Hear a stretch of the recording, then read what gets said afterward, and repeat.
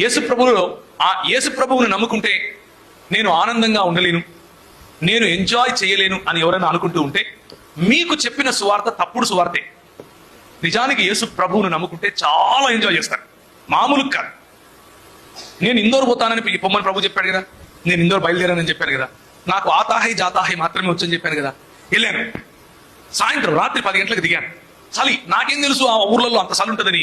నేను మామూలుగా పోయినా, అక్కడేమో గడగడ గడగడ గడగడ ఉనికి చలి. నేను జాకెట్ లేదు నా దగ్గర. జాకెట్ అంటే ఆడోళ్ళు వేసుకునేది కాదు, అంటే మీరు మళ్ళీ అట్లా ఆలోచిస్తారేమో అని. మగోళ్ళు వేసుకునే జాకెట్ ఉంటుంది కదా, అది లేదు. రైల్వే స్టేషన్లో 3 రాత్రులు పడుకున్నాను ఆ చలిలో. ఎందుకో తెలుసా? ఎంజాయ్ చేశాను చలిని. చలిని ఎంజాయ్ చేయడం ఏందిరా దరిద్రుడా అంటారా? యేసు ప్రభువును కలిగి ఉంటే వచ్చే మజా అట్లుంటది. యేసు ప్రభువును కలిగి ఉంటే వచ్చే కసి అట్లుంటది. ఎవ్వరు తెలియదు ఆ ఊర్లో, భాష రాదు, ఎక్కడికి వెళ్ళాలో తెలియదు. ఒక రోజు రాత్రి టికెట్ కొనుక్కొని వెళ్ళిపోయాను అంతే. అక్కడికి వెళ్ళిన తర్వాత పరిశుద్ధాత్ముడు నడిపిస్తున్నాడు. ఒకరోజు రాత్రి, 3వ రోజు రాత్రి పడుకొని ఉంటే ఒక కనబడింది. ఆ కలలో చూస్తున్నాను ఒక మంచం, ఆ మంచం మీద ఒక బెడ్షీట్ అంటే పరుపు మీద బెడ్షీట్ పరుచున్నారు. చెక్స్ ఇట్లా చెక్స్ అనమాట. దాని పక్కనే ఒక టేబుల్, ఒక చైర్ ఉంది. ఒక చెంబులో, చెంబు అంటే మనం వాడే చెంబు కాదు, నార్త్ ఇండియాలో ఒక రకమైన వేరే రకం చెంబులు ఉంటాయి. ఆ చెంబులో నీళ్లున్నాయి. నాకు అది కనిపిస్తా ఉంది. నేను ఎప్పుడు అలాంటి చెంబులు చూడలేదు అంతకుముందు. పొద్దున్నే లేచాను, ఏందప్పా ఇది, స్నానం లేదేం లేదు. రైల్వే స్టేషన్లో స్నానాలు ఎక్కడ ఉంటాయి? ట్యాప్ దగ్గరికి వెళ్ళి ముఖం కాళ్ళు గిల్లు కడుక్కొని బయలుదేరాను బయటికి. ఎందుకంటే సువార్త చెప్పాలి, ఇంతే ప్యాషన్. సువార్త చెప్పాలి, ప్రభువు కోసం జీవించాలి. ఏం చేయాలో తెలియదు కానీ సువార్త చెప్పాలి. ఎట్లా చెప్తావురా? ముగి సైకిల్తో చెప్తాను, ఆతాహై జాతాహై అంటాను. ఏదో అవతలోడికి మాత్రం అర్థమవుతుంది, అవతలోడికి అర్థమవుతా ఉంది నేను మాట్లాడేది. ఎలా అర్థమవుతుందో నాకు తెలియదు.